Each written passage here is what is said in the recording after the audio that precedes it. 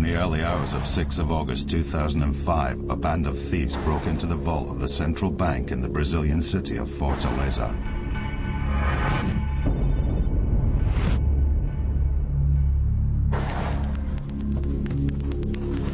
They entered the bank through a tunnel dug beneath the city's streets, at the exact point where they could best avoid triggering the bank's security systems. This was a professional operation. Their planning had been meticulous, and it seemed they had benefited from inside information. Somehow the gang had known that on this weekend there would be an exceptionally large amount of money stored in the vault.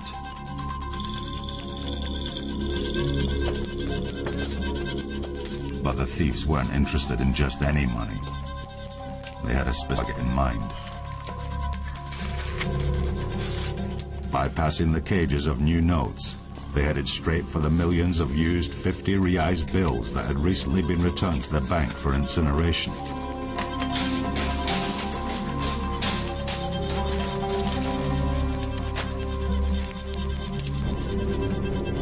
Because these notes were due to be destroyed, no reference was kept of their serial numbers. They were untraceable.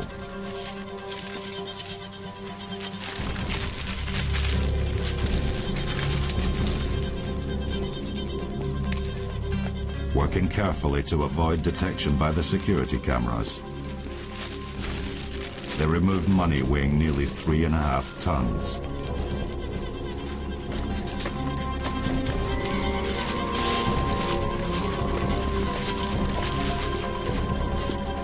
By the time they'd left the vault, they'd stolen money with a value of nearly $80 million. 165 million in the local currency of the real. That's 1 real for every man, woman, and child in Brazil.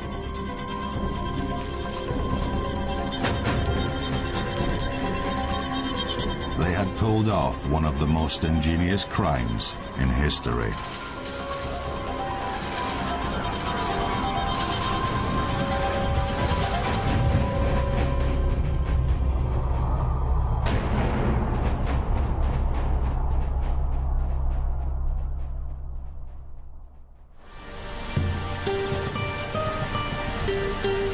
It seemed like an ordinary Monday morning as the people of Fortaleza returned to their workplaces. Among them was the manager of the central bank.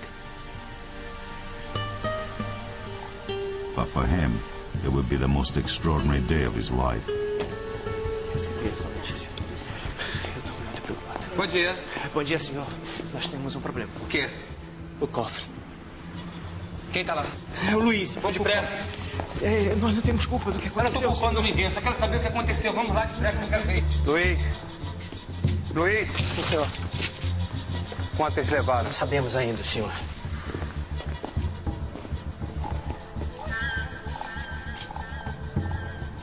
Eles levaram as notas usadas e deixaram as notas novas, senhor.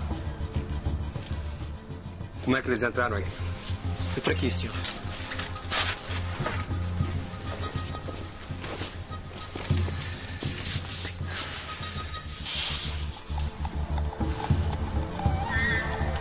Chamaram a polícia.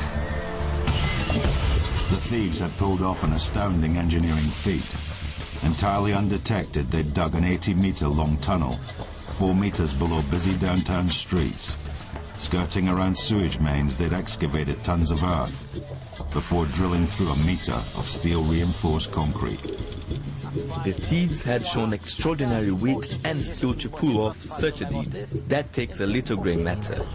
With only the smallest fragments of evidence to help them, the police chasing the criminals had an equally impossible mission. The group who had carried the robbery of the century had to be a highly sophisticated gang. And so, it would be very hard for the police to identify and to catch them. In this film, information from witness testimonies and police interrogations has been used to construct the story of the gang and its mysterious leader. And police investigators tell of the hunt for the money, a search that will be hindered by internal corruption, and murder.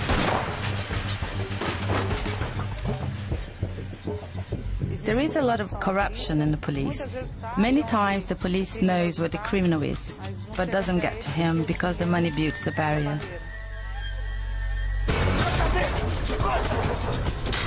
This is a real-life cat-and-mouse story of cops and robbers. A tale of rich and poor, of drugs and of money that travels across Brazil, from the sun-soaked north to the bustling metropolis of the south. A journey that goes into the very darkest heart of the Brazilian underworld.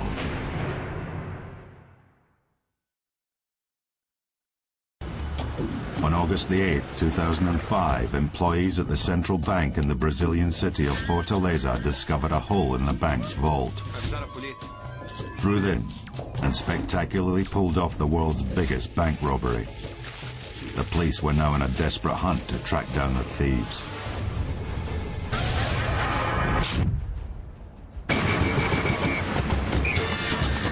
Brazil, the largest country in South America, is perhaps best known for three things: Carnival, football, and crime. With one of the highest murder rates in the world and a spiraling narco-traffic problem, Brazil's richness has had it compared to a country in a state of civil war. Although it has the 12th largest economy on earth, the average person earns less than $250 a month. The vast disparity between rich and poor has created a huge industry of crime, centered on the massive shanty towns known as favelas that circle the large southern cities of Sao Paulo and Rio de Janeiro. But it would be in the northeastern coastal city of Fortaleza where thieves would pull off what would quickly become known as the robbery of the century, when they raided the city's central bank in 2005.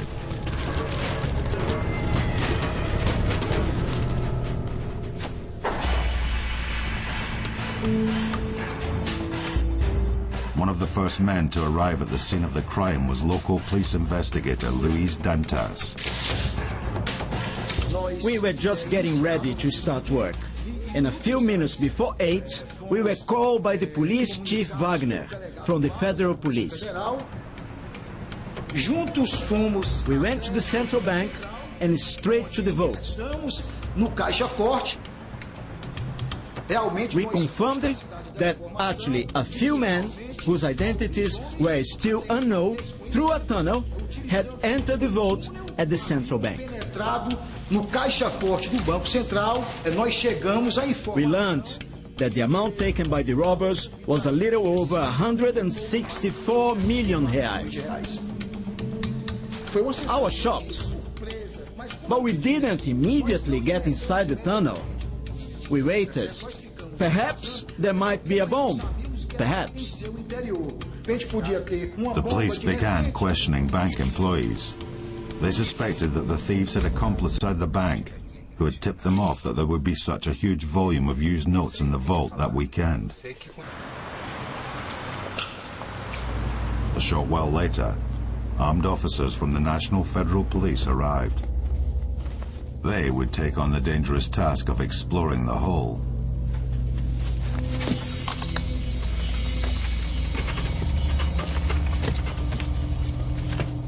What they would find inside, nobody knew.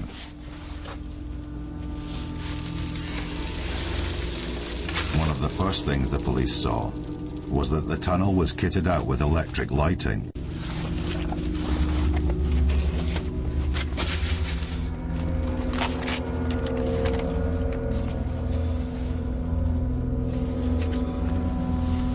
As the police crept cautiously through the tunnel, news of the record-breaking robbery seeped out onto the streets. Covering the story for the local O Povo newspaper was its award-winning crime team. In the first few hours, journalists were in a great frenzy, running all over the place. The police didn't know anything either. They hadn't even been inside the tunnel yet. Police initially that it was 200 meters long, right? that you could walk through the tunnel standing upright. Standing erect. There was talk of a body inside the tunnel. It was being said that a corpse had been found inside the tunnel. Many rumors were spreading. Still below ground, the feds were discovering just how much work had gone into the construction of the tunnel.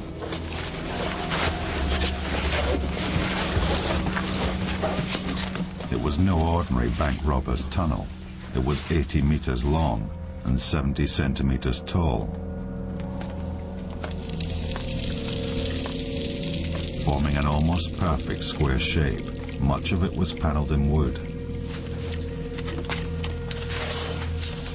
Fortaleza is built on sand, and the expert criminals had used this wood to stop the tunnel from collapsing. It also helped protect them from water dripping through the soil. They even fitted it with rudimentary air conditioning.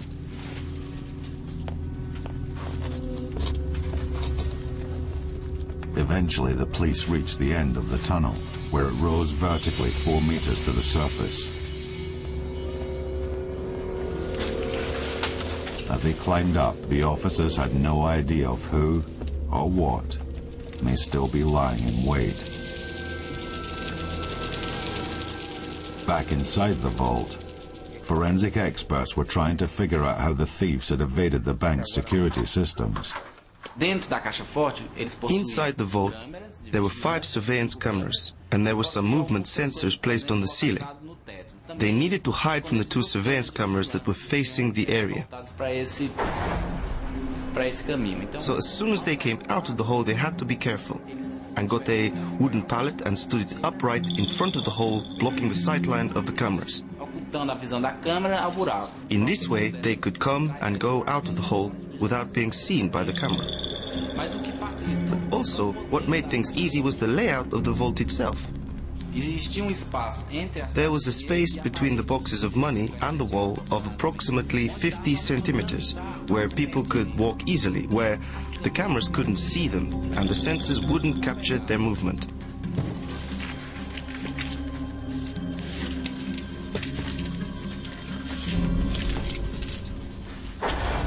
The gang had also taken care to avoid detection at the other end of the tunnel. As the police emerged, they discovered the air thick with a white powder, gypsum, a kind of lime dust that can be used in the manufacture of concrete. It had obviously been thrown there deliberately by the departing thieves because the presence of this powder would make fingerprinting impossible.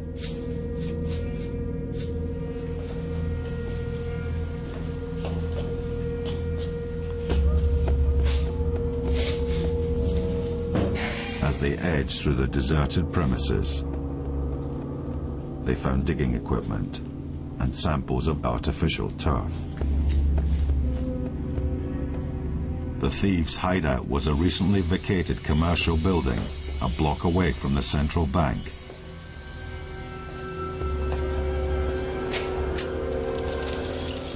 Stepping outside, they discovered that the building purported to house a business called Grama Sintetica, or synthetic lawns.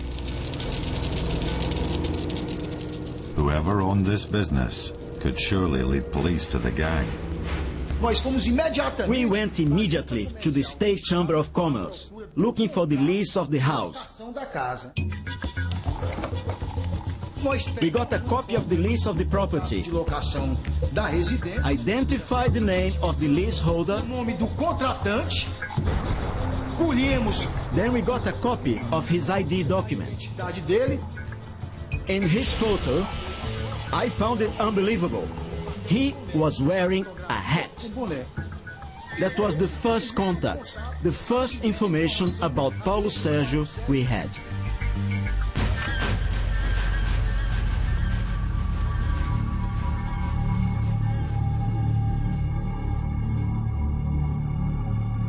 Who was this man? Who was the guy in the black hat who had opened the business? A guy whose ID card has his photo stamped on it with a hat on his head. A fake person.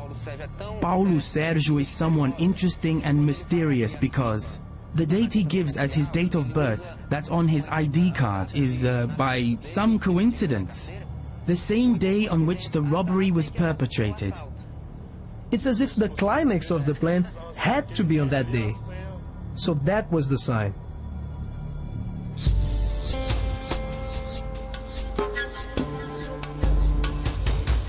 With the discovery of the artificial lawn business, police began questioning neighbors about whether they recognized Paulo Sergio. Next door to the business is a seedy hotel. Surely the owner must have noticed something going on.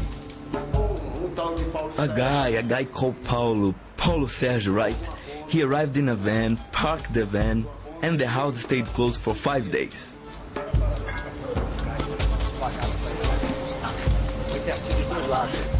Later, he installed that awning with Grama Synthetica written on it.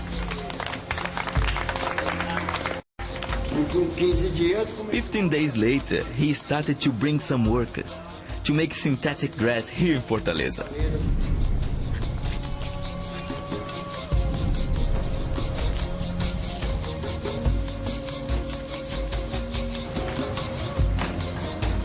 It was only after the robbery was discovered that the hotel owner began to peer more curiously over his neighbor's wall. In this part of the place, they were keeping the soil in bags. Being very friendly to everyone around here was Paulo Sergio, right? He had brown skin, I don't know, around 180, 189, shaven-headed. Sometimes we had some drinks in the bar, on that corner over there. He was kind, polite, that Paulo Sergio. There was one time that he told us that he was doing some work at the central bank. But we didn't suspect anything because there was no mess. If only the enigmatic Paulo Sergio could be found, perhaps he could reveal how this extraordinary crime was executed.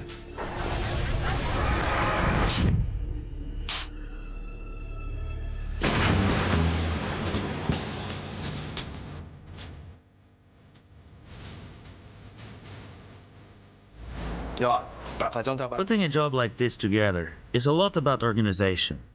I mean, you got to make everything look legitimate. You got to set things up in the right way from day one. First, you need to find your base, somewhere near your target that you can work out of. Then, while you're kitting out the place for your real purpose, you got to make sure it looks good from the outside, so that any busybodies that come by don't question what you're really up to.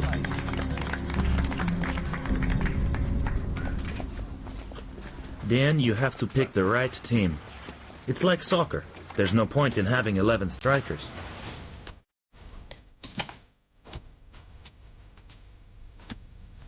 You have to divide the labor in order to create an efficient enterprise.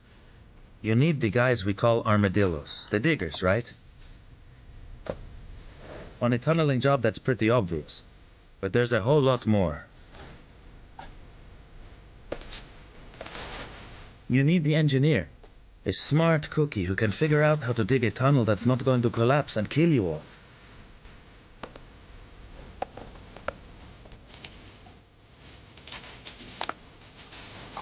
You need the specialist to do the tough jobs. And you need a guy who can front the money. A professional operation like this doesn't run on a shoestring. And you need the guy who's on lookout, watching out for the cops or other threats to the business.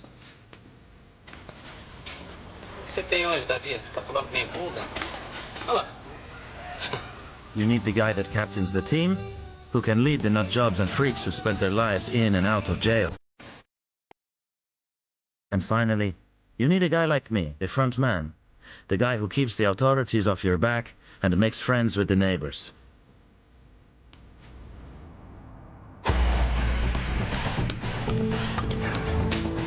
The news of the robbery spread like wildfire.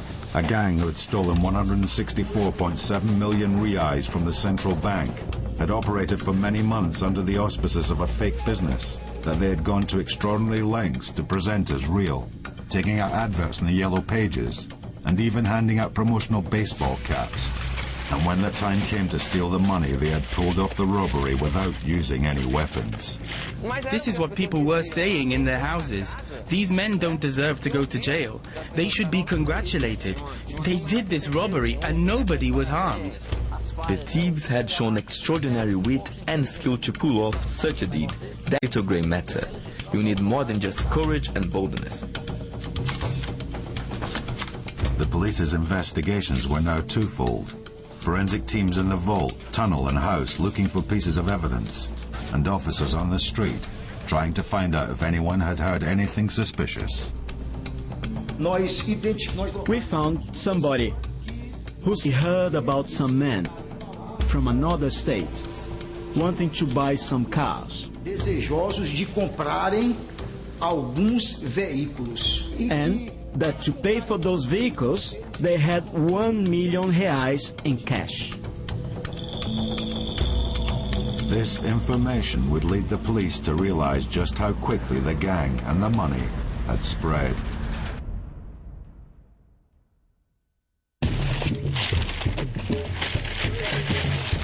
On August the 6th, 2005, a gang of thieves pulled off the world's biggest bank robbery. Digging an 80-meter tunnel into the vault of the central bank in the Brazilian city of Fortaleza, they got away with nearly $80 million. Immediately, a massive police operation commenced to hunt down the perpetrators of this audacious crime and to recover the stolen millions before they were lost forever.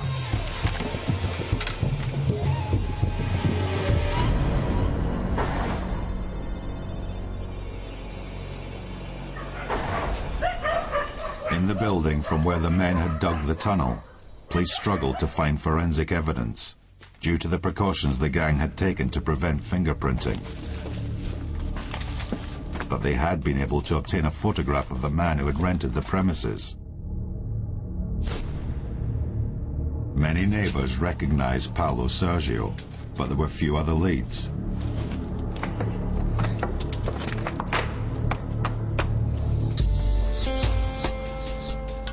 However, the police had received a tip-off that there had been a group of men from out of town who had been trying to buy cars with a large amount of cash. Maybe this money could have come from the robbery. We identified the dealer where the men went to buy the cars on Saturday, right? We had evidence that proved that the man had been there and bought more than 10 cars. Critically, the police needed to establish the identity of these wealthy men. We discovered that the man who brokered the whole negotiation, right? Who brokered all the contacts between the gang and the owners of the garage was José Charles. José Charles was a local businessman who owned a company that specialized in transporting used cars to dealerships across Brazil. Police rushed to his premises, only to discover that he and the cars had left on a transporter around 6 a.m. on the day before the robbery was discovered. Immediately, we contacted all the police forces in the state so as to set up barriers. We blocked not only the federal highways, but our airports and seaports too. If the police could find José Charles, maybe he could lead them to the money.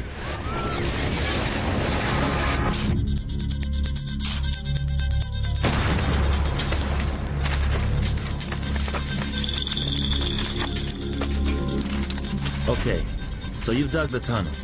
You've worked your way around the bank's security systems, and you've got in your hand more money than you ever dreamed of. What next? Next, you need a getaway plan. A fail-safe way of getting you and all those millions out of town without anyone noticing. Sounds easy, right?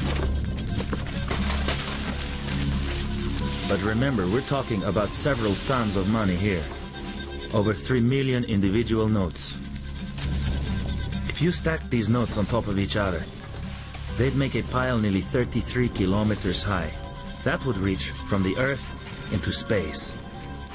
And you got to get it all out in just a few hours without leaving any trace.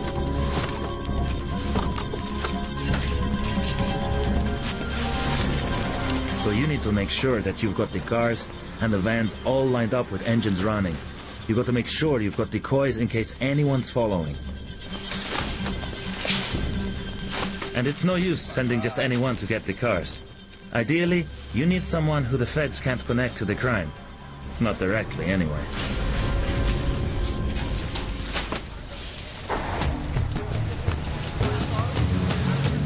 For the first few hours of the investigation, the National Federal Police had relied on the local knowledge of the civil police to trace the gang. But the business of arresting suspects would be the responsibility of the feds, led by Police Chief Paolo Sidney. We got hold of Charles's telephone number and immediately made a call here at the police station to Charles's mobile. Charles was in the state of Minas Gerais. He and the driver were traveling a trailer with 11 cars.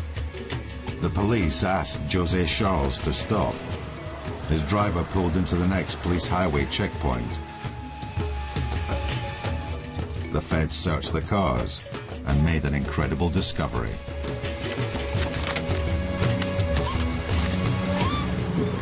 The police found in the cars, which were being transported by José Charles, approximately 4.5 million reais. Charles appeared surprised.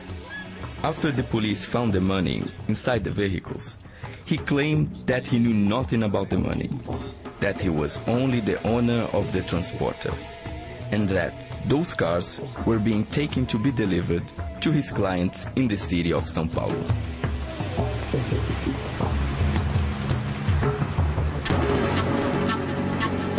José Charles' relatives immediately hired Fortaleza advocate Herbenia Rodrigues to defend him. Herbenia had defended numerous bank robbers and had married a former convict. José Charles had a clean record. This is the first time someone had pressed charges against him. He had never been involved in any wrongdoings. From the beginning he has stated not knowing anything about the money that was hidden inside the cars, that he was just traveling with these luxury cars because that client had insisted that he did so. It will be hard for José Charles to prove that he had nothing to do with this money. Firstly, on Saturday, he and his brother went to buy the vehicles. They took the money in cash to the car dealership. Secondly, he is the owner of the company. Thirdly, José Charles had never gone with the transporter from Fortaleza to São Paulo before. José Charles told the police that the client who had requested his services was called Paulo Sergio, but he insisted that he knew nothing else about the robbery.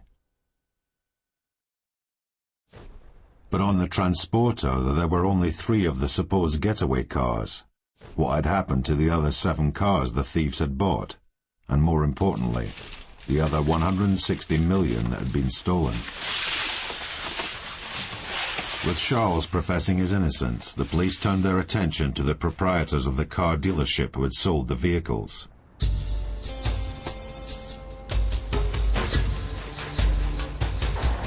They immediately arrested the 2 brothers who owned the firm and seized the 1 million reais they had received for the sale. These men denied any knowledge of the crime and would eventually be released on bail. They used us. This gang used us. It wasn't something where the person got there and on the same day said, "Here's the money, now give me the cars because I'm in a rush to go." They'd been doing the groundwork for a long time, planning the purchase. We didn't know they were setting us up. We never imagined that it was money from a robbery, from a heist.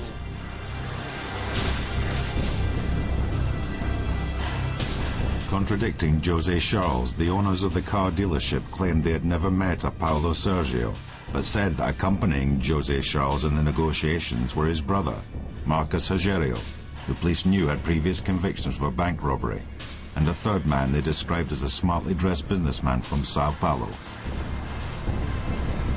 The police began looking for evidence to link these suspects with this spectacular tunneling operation. They needed to find somebody who'd actually been inside the house, and quickly, before the rest of the money disappeared without trace. Searching through public records, the police discovered that the house had been due for inspection for mosquitoes several weeks earlier, a legal obligation in Fortaleza, where dengue-carrying mosquitoes cause 70 fatalities each year.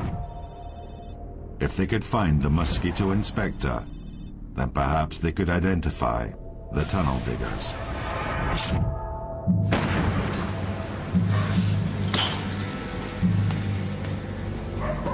Posso ajudar? Inspeção da dengue, olha. Nós estamos muito ocupados hoje. Só pode voltar outro dia? Mas é que eu tenho que inspecionar várias casas, mas eu prometo que não vai demorar nem um pouquinho.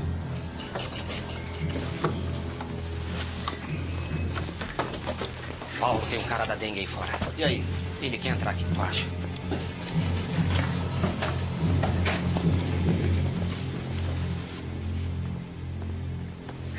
Ô, rapaz, desculpa a demora aí, tá? Boa tarde. É a inspeção da dengue? Fica à vontade. Com licença. Tá fazendo um jeitinho aí.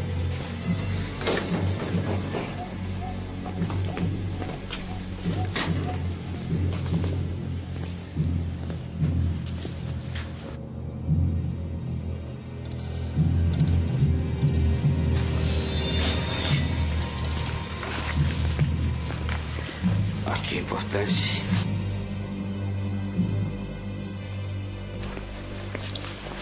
Por aqui, ó.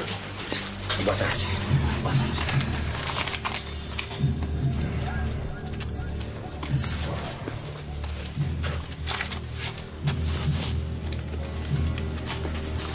Boa tarde.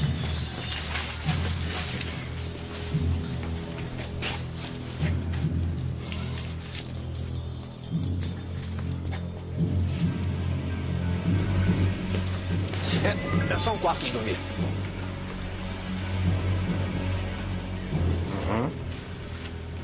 Ok.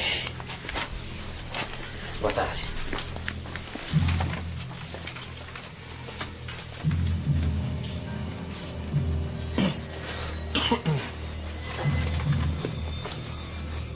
Isso. Já foi? Já deu. Já deu. Tem que assinar o documento, só um instantinho. Toma no caminho que eu te pago uma cerveja. Vambora lá, eu assino o caminho. Ok.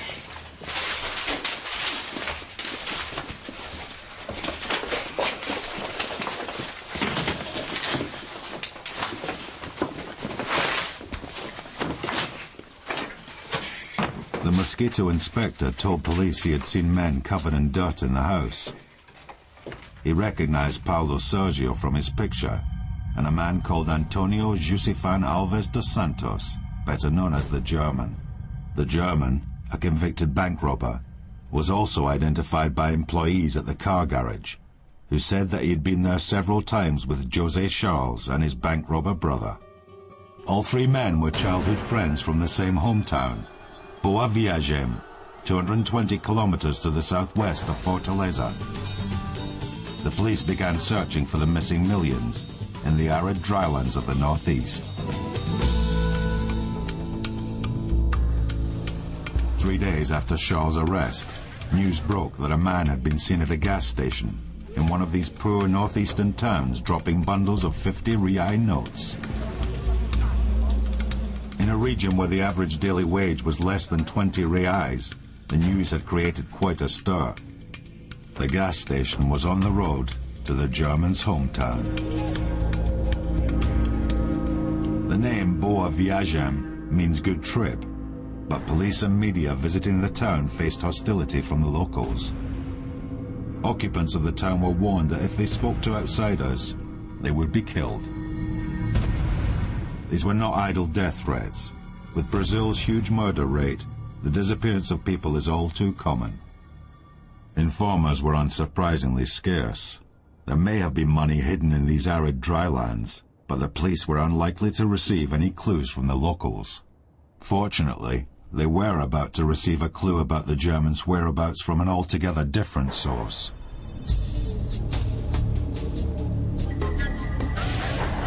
In Fortaleza, Police had been examining surveillance camera footage from the port and airport to see if they could identify any of the suspects leaving town. When they came across a tape from 7th of August, the day before the robbery was discovered, apparently showing a man resembling the German checking into a flight. He was traveling with 6 other men. Their tickets had been paid for with used 50 reais bills. Their destination was the southern metropolis of Sao Paulo. Maybe here the police would finally find the rest of the money.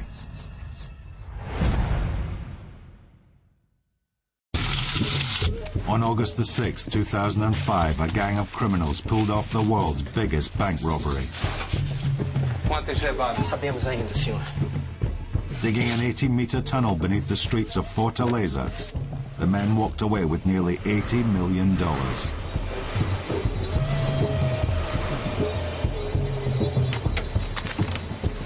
The police had recovered only a small percentage of this and had arrested only 3 men. The whereabouts of the rest of the gang was unknown, but the clues were pointing to the southern city of Sao Paulo, where a key suspect, known as the German, was believed to have fled.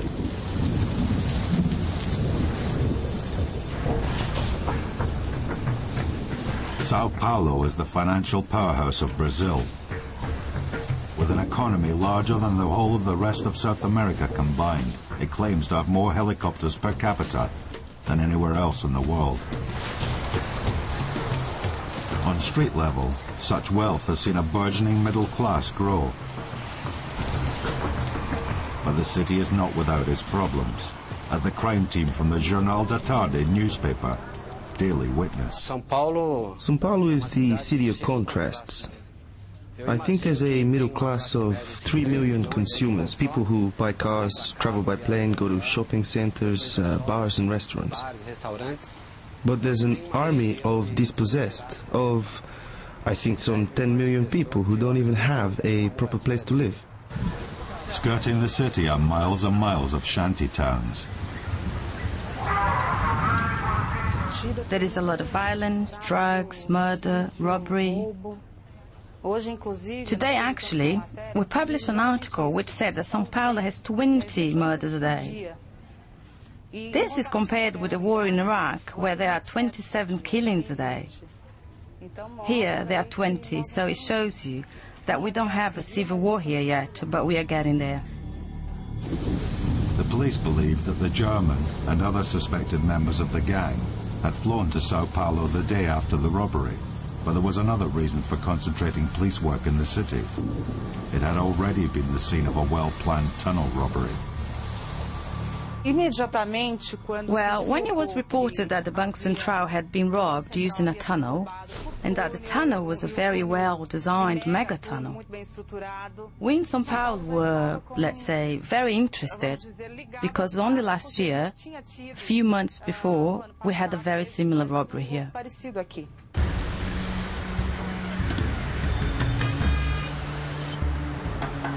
The police investigator on the Sao Paulo tunnel case was Dr. Barbosa. As soon as I read about the robbery, I instantly linked it to a case I was investigating. The modus operandi, digging of a tunnel, renting the house to cover up a non-existing business, reminded me of the Transbank case. But there was one big difference. This gang had used guns and taken hostages. They went in with heavy weaponry, with a lot of firepower, wearing masks and gloves. They went to great lengths not to leave any trace. But there are always mistakes. So the gang, or part of it, was identified through documents, papers they left behind at the crime sites. Among the men police identified was the German. Antônio Jussivian Alves dos Santos. His alias is the German. In the underworld, nobody is called by his real name. They all have nicknames. But the German was not convicted, and the police couldn't get anyone to testify against the suspect. We had an episode later on. The witnesses were threatened with death because they had identified the subjects. They were so terrified that later they even denied that they were threatened. I think the same individuals might have taken part in both cases. I do think so. Police investigating the Sao Paulo tunnel crime had never heard of a Paulo Sergio, but they were able to name one other suspect, Moisés Teixeira da Silva. One of Moisés's many nicknames was the Big Digger.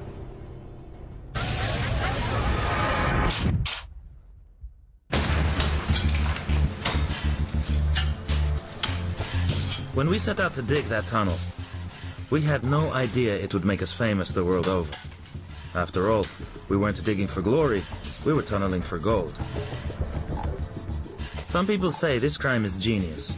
Well, whoever was the guy who said that genius is 1% inspiration and 99% perspiration must have been talking about us. For months we labored beneath the ground. We were working in the most appalling conditions. Do you know how hot it gets in Fortaleza? 40 degrees in the summer.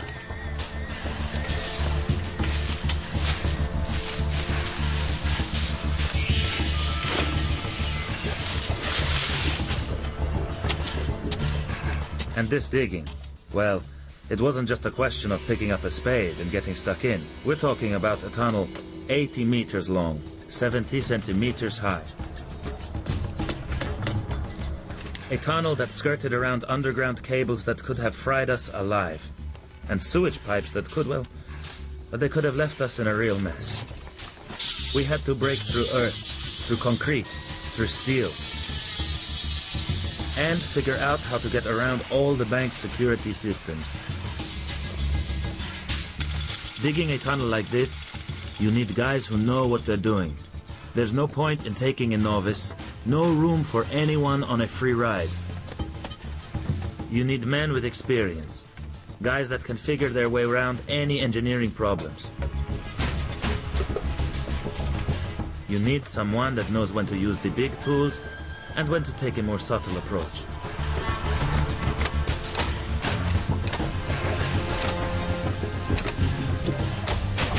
And who can make sure you get to your target without blowing the whole job.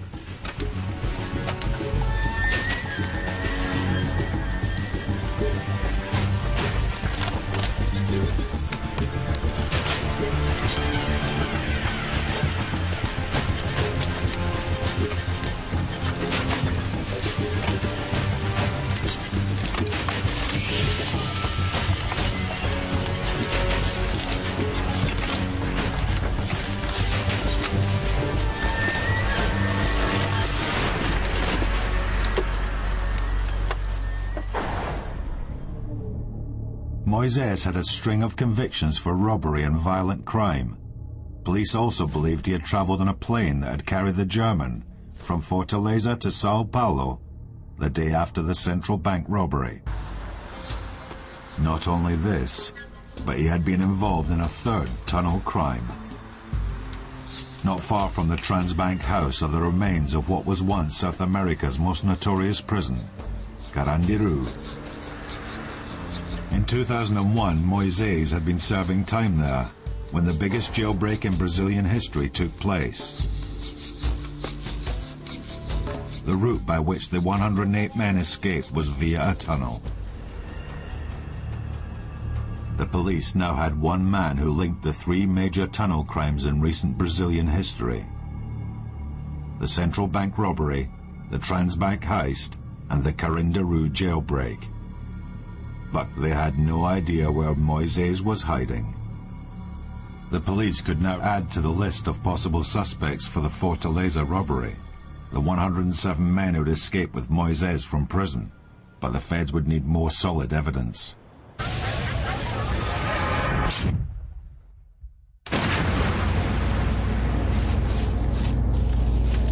Fortunately, their forensic teams were to come up trumps. On the first few days after the discovery of the robbery at the central bank, a forensic policeman had come across one substantial piece of evidence. A phone card discarded in the tunnel.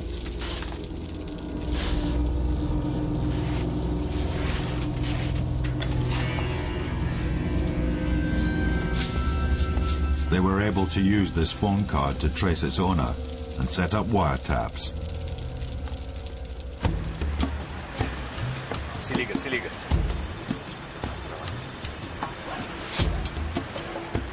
These had led them to a garishly painted house on the outskirts of Fortaleza.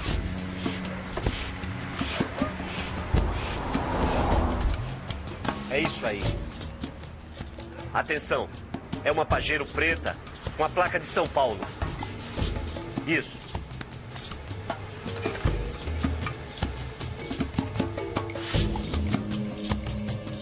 When a car with Sao Paulo license plates turned up, police spotted Davi da Silva, one of Brazil's most notorious bank robbers, at the property.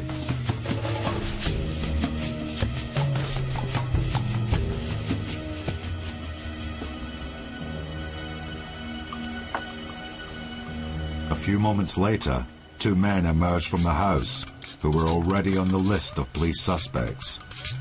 É isso aí. Vamos lá. It was time to take action. Os dois, com a mão na cabeça. Encosta. Vai, encosta. Mão na cabeça. Vai. Suspeito preso. Investigação interna. Anda, anda, anda. Vai. Urgência. Vai, vai.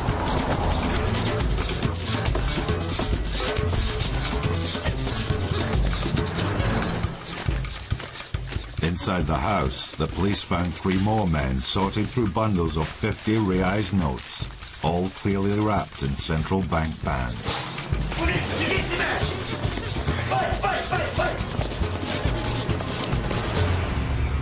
The arrest at Mondubim was the police's biggest cash haul yet. They recovered over 12 million reais, and they made 5 arrests. Initially, 3 of these men admitted to digging the tunnel, confessions they later retracted. Among these men was Davi da Silva, who had once been one of Brazil's most wanted bank robbers and was a fugitive from justice. He had sentences against him totaling 80 years. Nonetheless, he took the trouble of hiring a lawyer. I believe Davi is a character in a sad Brazilian drama.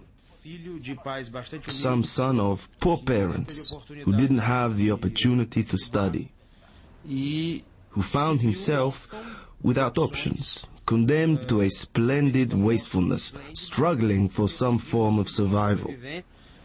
Ele é rotulado como sendo o autor. He's been labeled as the perpetrator of other crimes that he hasn't even committed. Then this has become a wound, a cross for him to bear. É muito confortável para o aparelho policial. It's very easy for the Brazilian police force to always single out the same suspects for different crimes. Davi had been caught red-handed with money from the central bank, and was one of the men who had initially confessed to being involved in the digging, a confession he had retracted after talking to his lawyer. Following the arrest of Davi, the police learnt the name of another man who had been involved in the robbery. He had been called the boss, but he wasn't Paulo Sergio or the German. His role had been to put up the money to fund the crime.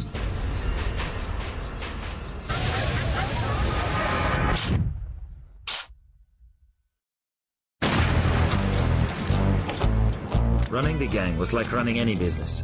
There were countless overheads to be met. From the rent of the commercial premises to feeding the troops,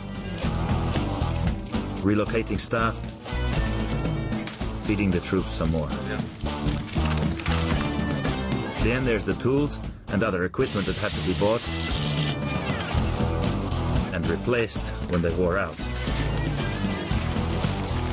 Then there's building materials, the plaster, the paint. And then there's protection. I mean, you don't want your team to be suffering any industrial injuries. And you don't want to leave any evidence either. Yes, it all added up. And that's not to mention the electricity bills.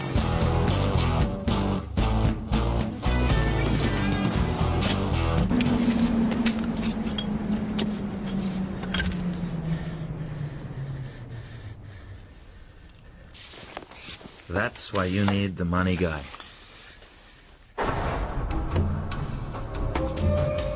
The operation to rob the central bank was estimated to have cost nearly $1 million reais. The most recent arrests had revealed that the man who financed the robbery, and who would have received many millions in return, was called Fernandinho, or Fernando.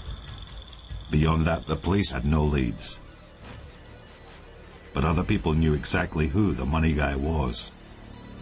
On October the 8th, exactly 2 months after the discovery of the central bank robbery, a 26-year-old man named Luis Fernando Ribeiro traveled with friends to a nightclub in downtown Sao Paulo.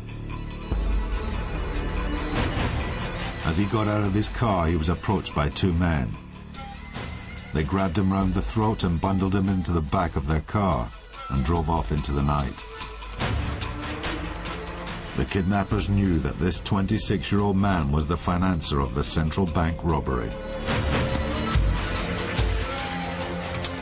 A few hours later, the kidnappers contacted Fernando's family demanding several million reais for his release. Afraid of calling the police, the family agreed to pay the ransom. And it was arranged that Fernando's friend, Marcio, would meet the men at a suburban gas station. I was waiting over here when I noticed that a black car had arrived. 2 people got out of the car. One of them asked me where the money was. I said, calm down. I asked him where Fernando was. He told me that Fernando would only come once they had left with the money. It was actually really scary. I stayed here until around 5:30 in the morning, hoping that Fernando would show up. But this was not what happened. The following day, I decided to take the case to the police. It was only when Marcio contacted the police that they discovered that Fernando was none other than the financier of the central bank robbery. The police immediately sprang into action.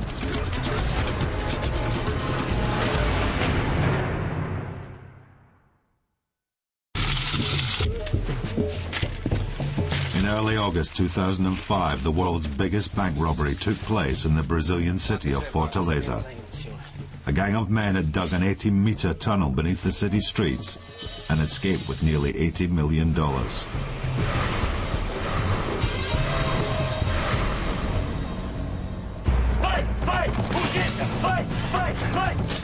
Police, searching for the robbers, had identified a number of suspects, and 6 men were in prison awaiting trial. Their information had led police to a man who had financed this spectacular crime, but all they had was a name.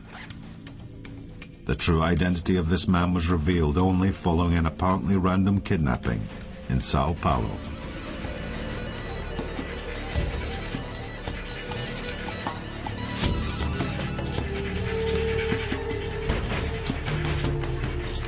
His name was Luis Fernando Ribeiro, or Fernando for short. The kidnapping investigation was led by Inspector Rui Faraz. Initially, we had some information that one of the perpetrators of the Banco Central robbery had been kidnapped. We started an investigation still in the hope of finding Fernando alive. But who was Fernando, and how had he financed the robbery?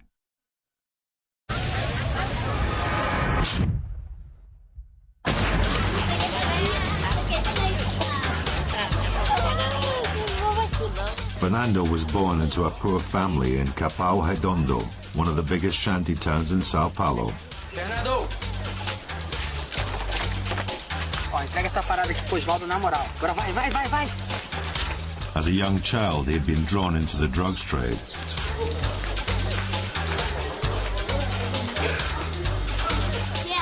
Starting running errands for older kids, he'd grown more confident. Porcaria aí. R$2? É isso mesmo, tá ótimo. Você amou a sua vida, não? Você dá maluco? Tá ótimo, rapaz, tá certo. By the age of 12, it was said that Fernando had committed his first murder.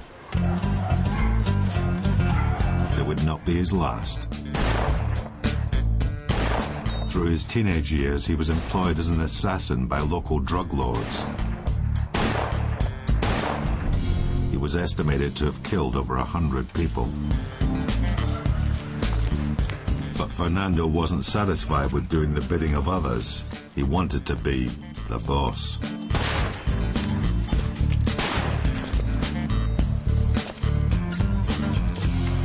At the age of 18, he was the king of the slums.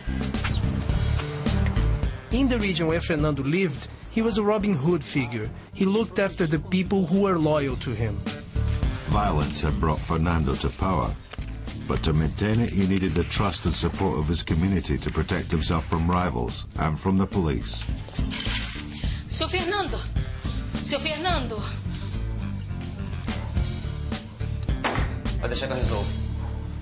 O que está acontecendo, irmã? Seu Fernando, o senhor tem que me ajudar. O que está acontecendo? Olha, o Zeca está muito mal. E eu conto com o senhor. Eu vou ajudar o Zeca, pode deixar. In a country with no welfare state, it's not uncommon for criminal leaders to help local people. Eu acho que isso aqui resolve. Muito obrigado, seu Fernando. With an apparently stable regime, what had tempted Fernando to get involved with the central bank robbery? Voltar pro trabalho, todo mundo, vamos lá. I think it was due to ambition. He wanted to expand. He knew that he would be able to gain a much bigger share of the drugs trade in the area, much bigger, if he took part in a crime which would produce the kind of additional cash that the central bank robbery generated. But for Fernando, getting involved in financing bank robberies had resulted in terrible consequences. A large part of the money taken from there ended up in Fernando's hands, and other local criminals began to hear about it. This had led to Fernando being kidnapped in Sao Paulo, and even though a ransom had been paid, there was no sign of his return. Knowing that if they captured Fernando, they could recover up to 25 million reais, the police devoted massive resources to tracking him down.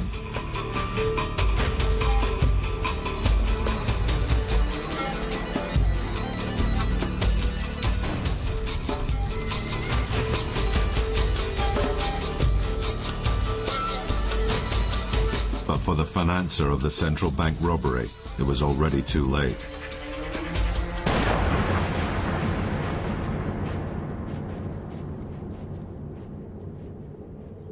"13 days after the kidnapping, his bullet-ridden corpse was found in farm country, several hundred miles from Sao Paulo.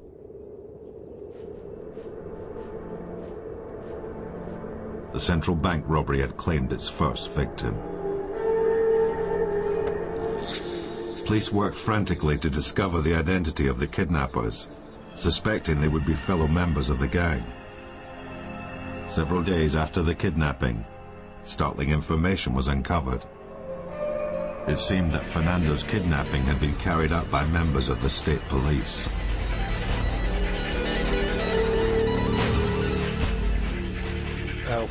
Fernando's case is a typical one of police corruption. They didn't want to arrest him.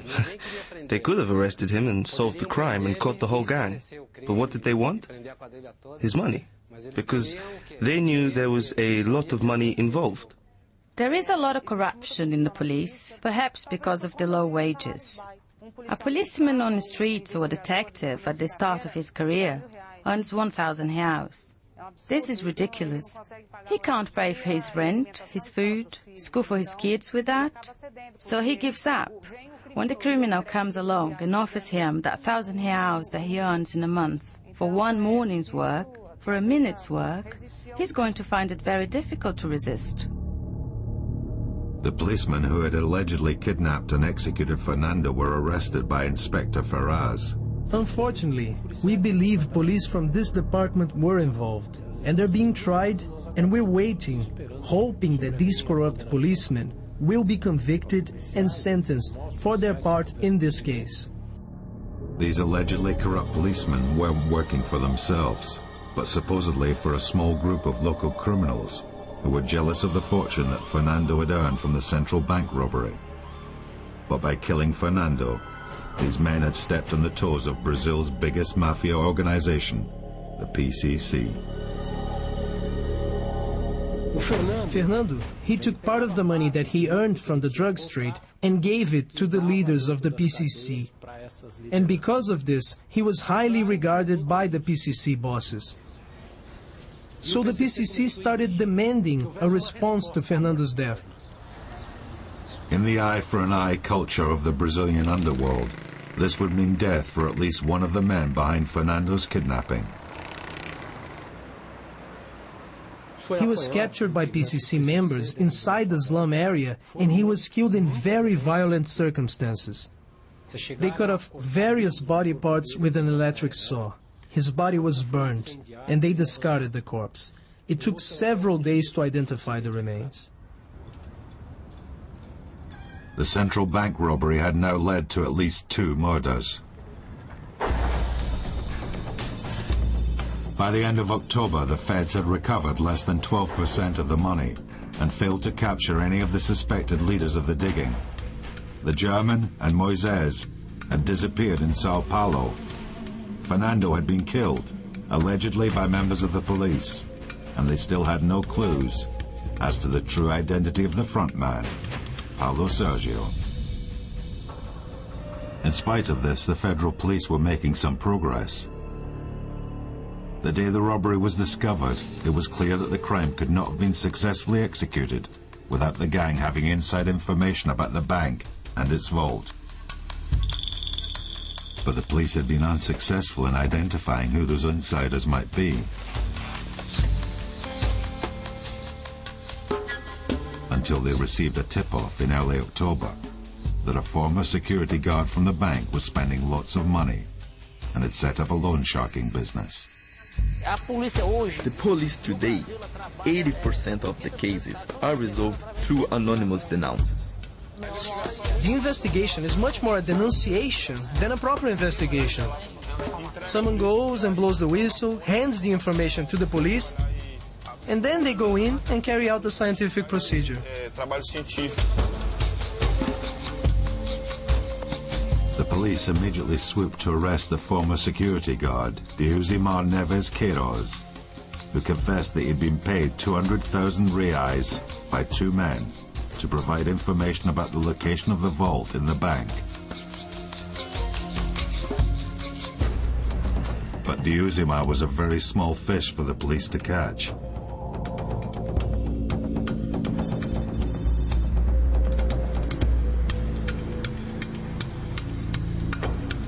Yet only a few weeks later, they received information that another man who had been part of the tunnel escape at the Carandiru prison had been banking large sums of money.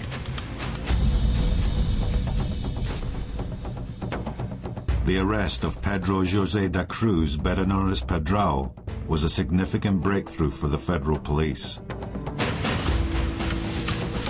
He was the first man they had caught who would confess to having dug the tunnel in Fortaleza.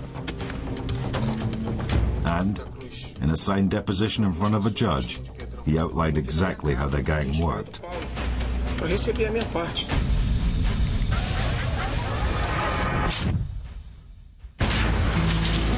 I was working in São Paulo, working hard for little money, when I first met a man called Davi. Quando apareceu homem chamado Davi. This Davi told me he needed some property renovating. He just bought some apartments up north in Fortaleza, and if I was interested in helping him out, there would be some good money in it. Fortaleza. E que se eu tivesse interessado em ajudar ele, eu ia ganhar 5,000 reais to keep me on the job. That was a few months' wages.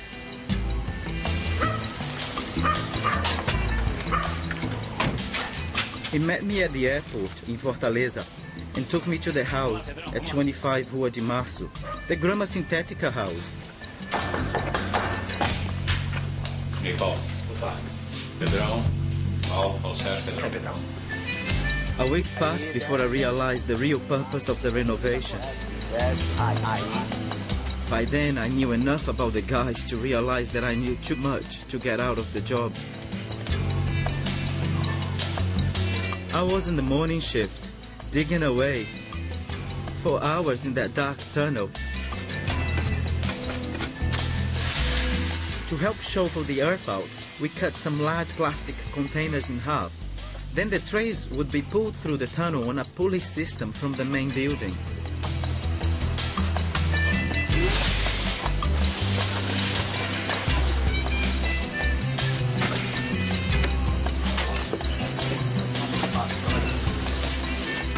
To stop the tunnel from caving in, we used wooden joists.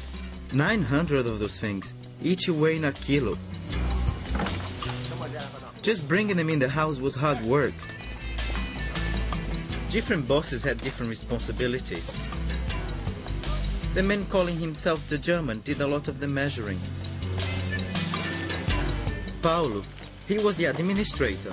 The office manager would make sure all the paperwork was done, that all the materials we needed were there. Like the special machinery for cutting through the steel-reinforced concrete of the vault. And then there was Fernando.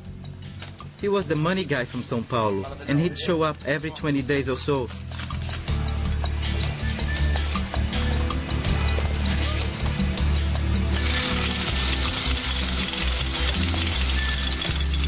But I never got to see the vault. The day before they broke in, Paulo told me it was time to go and handed me a plane ticket. Apparently there was a chance that there'd be some kind of shootout, and it wasn't necessary to put additional lives at risk.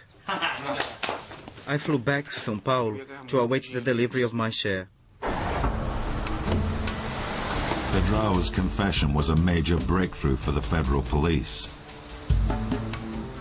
Not only had he outlined how the remarkable engineering feat of constructing the tunnel had been executed, but he could put several men, who the police believed were key members of the gang, at the scene of the crime, including the fugitives, the German, Moisés, and David, who had denied any involvement in the digging. But there was bad news for the police. When the robbery was first discovered, the federal police had hoped it was merely a band of local thieves who'd struck lucky.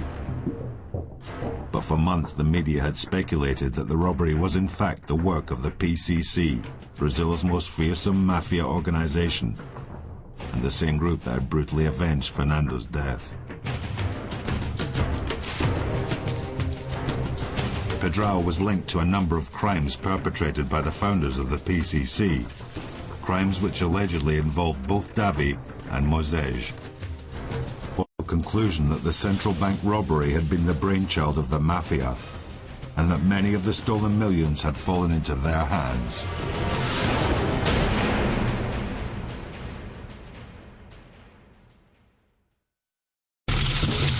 On August the 6th, 2005, a gang of criminals pulled off the world's biggest bank robbery.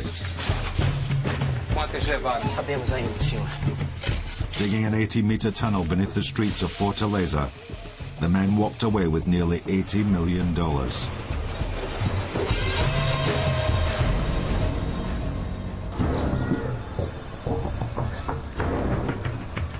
The scale and skill of the operation had led the police to suspect the involvement of a much wider criminal network.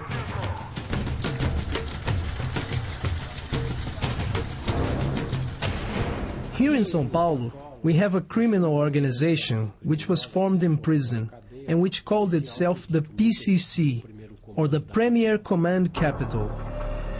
The PCC took its name from a football team founded in 1993 in a Sao Paulo jail by a group of inmates. Its off-the-pitch activities began when an opportunity to kill an adversary during a football match sparked off a riot. It was then that the idea had come about to turn the team into a group to campaign for prisoners' rights. This being a union of convicts, they soon turned their attention to activities beyond campaigning. Working like a protection racket, prison members were obliged to pay 50 reais a week. Those who had been released had to contribute 250 reais.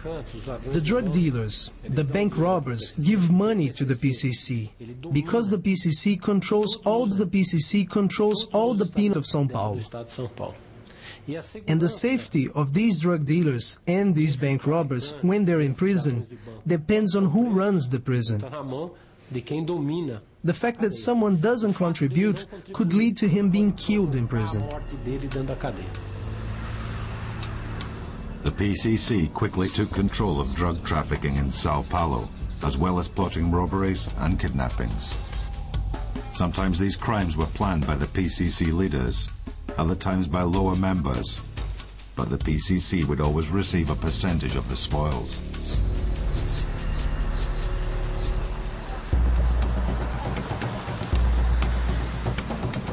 Journalist Fatima Souza was the first person to reveal the existence of the PCC. She was able to explain how this mafia were able to control activities outside of prison. The mobile phone is the greatest ally of criminal organizations like the PCC. Because inside their own prisons, with the collaboration of corrupt employees, they can create proper offices and run their business on the outside. Had this technology been utilized to organize the central bank robbery? I'm absolutely sure the Fortaleza robbery had the involvement of, not just the involvement, was planned by members of the PCC. Nothing can be done in PCC without the boss's approval. No robbery happens, no kidnapping happens without it.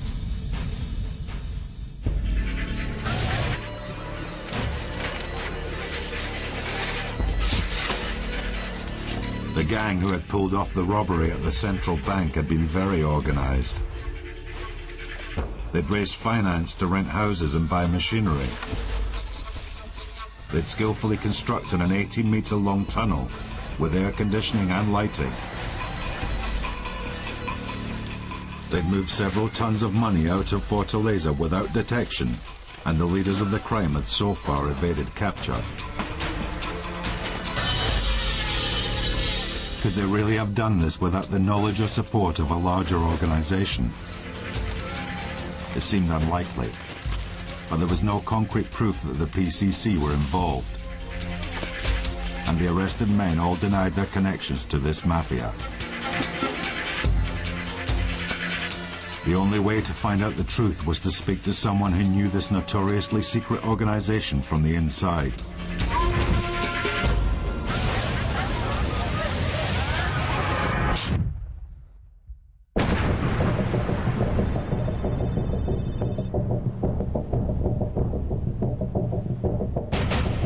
The founder of the PCC was José Marcio Felicio, also known by his nickname Gelea, or the Big Jelly. Under his command, the PCC had carried out numerous criminal actions and robberies. Gelea was imprisoned in the highest security prison in Brazil, a recently built penitentiary in Sao Paulo state, where he was kept in solitary confinement 24 hours a day.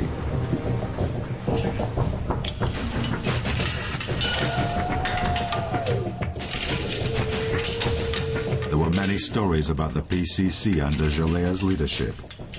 The most infamous one was that once during a prison rebellion, one of the leaders had torn out a man's heart, fried it, and eaten it.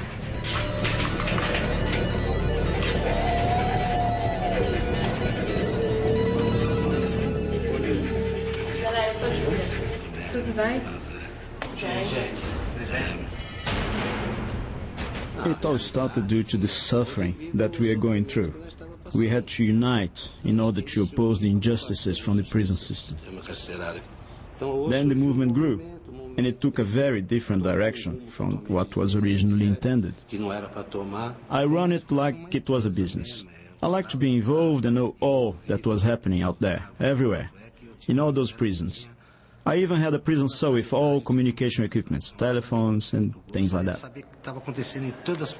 No one's going to rob a bank and not to make a contribution. But what that contribution is depends on the scale of the job. It's not a fixed amount. 2 million, 3 million. It's going to be a good amount, right? You've got to decide what a good amount is out of the robbery. But if you steal 20 million, you're not going to go and give only 500 reais, are you? Did Gelea know any of the men behind the central bank robbery? Pedrão. He was at the Carandiru escape, our escape, through a tunnel. It was under my leadership, and the guys were supposed to stay out there, on the streets. But sadly, some were taken prisoner again. I needed people to work out there, to strengthen the organization inside. Pedrão was a very good thief, especially when it came to bank robberies. He was a specialist in digging tunnels. Rarely got it wrong, digging tunnels. Moisés. Moisés. He's a good friend of mine. Moisés is only a member of the PCC. He's not from the highest level, but he's respected because of his involvement in some good robberies. I wouldn't know if he was a good digger, but I've heard that he is. But I don't know if he actually digs the tunnels himself, because he doesn't like hard work, otherwise he wouldn't be a thief in the first place. Jalea insisted he had no knowledge of the actual robbery. This may have been because in 2002 there had been a fight among PCC members, and Jalea was no longer part of the hierarchy. But with his inside knowledge, maybe he'd shed some light on the true identity of the mysterious Paulo Sergio. I only know him by name, not personally. You know, I've been out of touch for a while. I hope the police don't catch Paulo Sergio. He doesn't deserve to be in jail. He deserves to enjoy his life out there with all that money.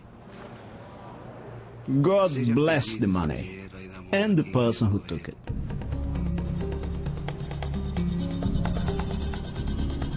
After 6 months, the police investigation had reached a dead end.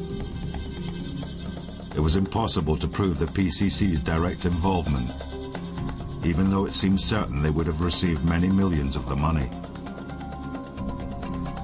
The police had failed to arrest any of the suspected leaders of the gang. Moisés and the German were still fugitives from justice, and the true identity of Paulo Sergio remained a mystery. The police had, however, managed to arrest 13 men and were holding them in prison. These included José Charles, the man who had been caught traveling on a car transporter.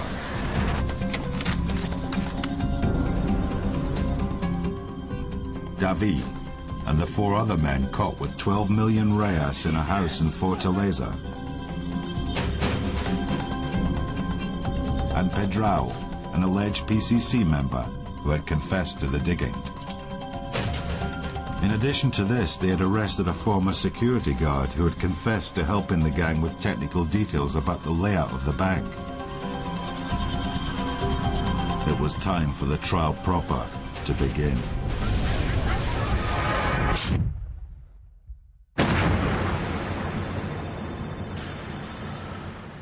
Throughout December and January, witnesses for the prosecution testified before the judge. Many people had spoken to the police, but when it came to appearing publicly in a courtroom, few were willing to speak out, and those that did often became less certain of their testimonies. People say one thing to the police and then another to the judge. Here, under Brazilian legislation, whenever there is a doubt, this counts towards the defendant.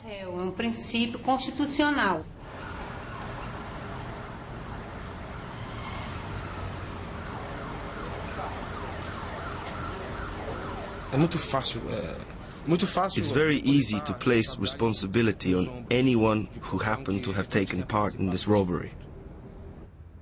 But one also has to ask to what extent the lamentable security arrangements of the central bank contributed to the success of the enterprise.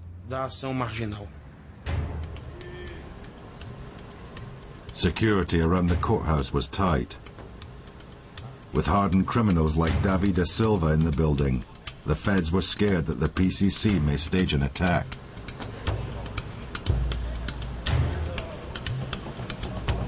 During the hearings, all of the defendants and many of the witnesses talked about the criminal mastermind who had put the whole operation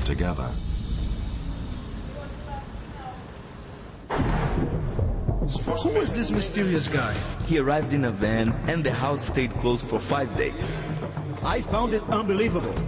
He was wearing a hat. He was kind, polite, that Paulo Sérgio.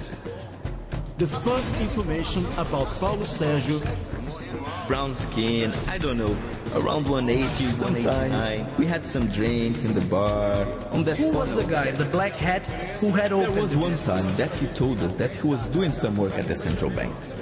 But we didn't suspect anything because... A guy whose ID card has his photo stamped on it, with a hat on his head. Paulo Sérgio, right?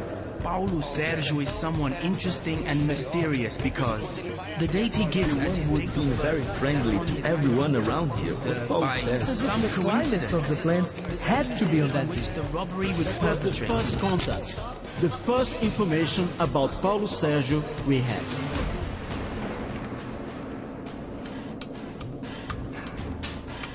But incredibly, by the last week of prosecution witness hearings, nobody had yet been able to identify the real Paulo Sérgio.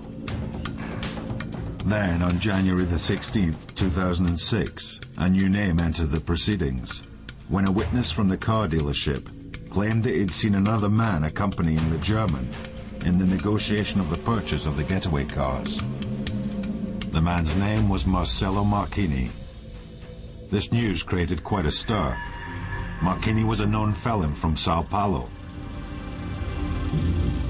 And in 1996 he'd been arrested for $1 million check fraud as a member of a gang that included Moisés, though they had both been acquitted. More strikingly, he had been investigated during the inquiry into the Transbank robbery that allegedly also involved the German and Moisés. In that case, police in Sao Paulo alleged Marchini had been the man who did the paperwork, though he had denied any involvement. The pictures of the two men showed a certain resemblance. Could Marcello Marchini be Paulo Sérgio? Incredibly, only a couple of days after he'd been identified by a witness in court, Marchini turned up at the proceedings to offer himself for recognition. His attorney, Dr. Isaac Mincello, was already representing 3 other men accused in the case. I called Marcelo up and asked, "Have you been here in Fortaleza? There is someone who has recognized you as being here." He said, "No, it wasn't me." I said, "Look, this person is involving you in the central bank case. Said that you were here with one of the most wanted suspects, the German." He said, "No, I will come, no problem, I'll be there." I said, "Then get on a plane and come over here." The judge agreed to see him the following Tuesday. Today is the last day that we'll be listening to the witnesses for the prosecution. The atmosphere is very interesting. You feel a bit of pressure on the part of the witnesses because they're very simple people and they're very nervous. Marcello Marchini will be submitted for identification. I've just spoken to him. He's very calm, and he'd like to say to the judge that he hasn't been part of this crime and doesn't know why he's being identified as being a member of the gang. If he was seen with a member of the gang, it wasn't because he was part of the gang, it was just a coincidence. In front of the judge, the witness could not confirm that Marchini was the man he had seen at the car dealership. Marcelo put himself at the disposal of the judge for whatever the case may be. He went there, went in front of the judge, confronted the recognition. The person actually didn't recognize him. He got all confused, so Marcelo was released by the judge, right? In other words, this was a negative identification. My view is that Marcelo is completely clear of the criminal action. In spite of being released by the judge, the federal police continued to treat Marchini as a suspect. Marchini, he is indeed being investigated. His name came up during some depositions, but he still hasn't been accused nor denounced by the justice. So at the moment he's free, and there's no order for his arrest.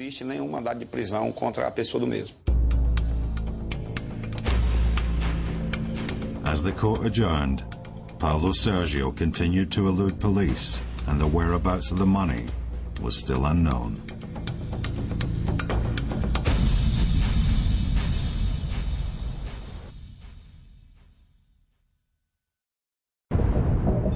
By July 2006, the judge in the central bank robbery trial was still considering his verdict.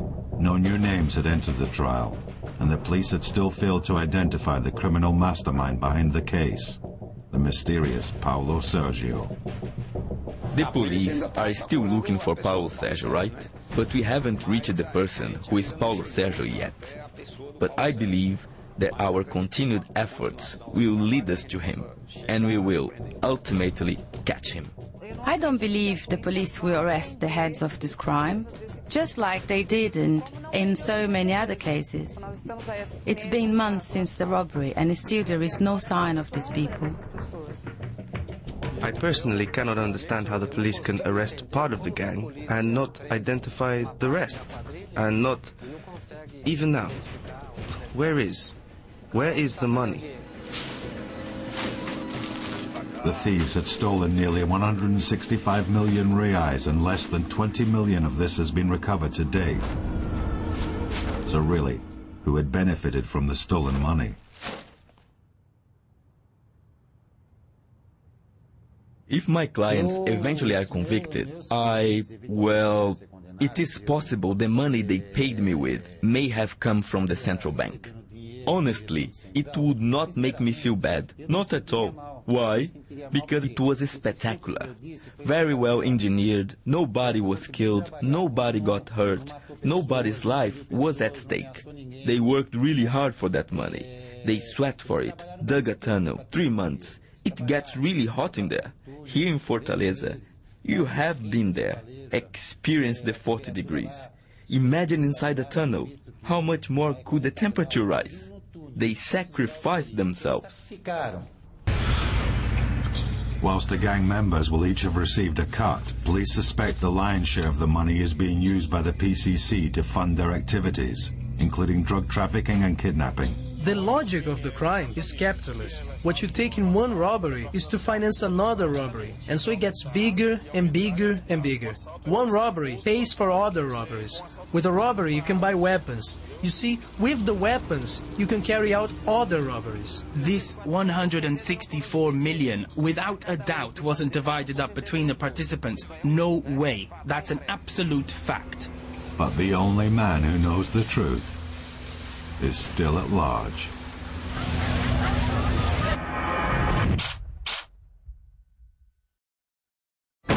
The money mostly is reinvested. I mean, what would a guy like me do with 165 million reais? It's not as if I can go out and buy a Ferrari or a yacht. The feds would be on me in seconds. Sure, we hold back a little each. In this business, you never do know what will happen to you from one day to the next. And most of the guys have got families to provide for. But the vast part, that goes towards the next job. Whether that'll be a tunnel or not hasn't been decided. Perhaps we can beat our own record.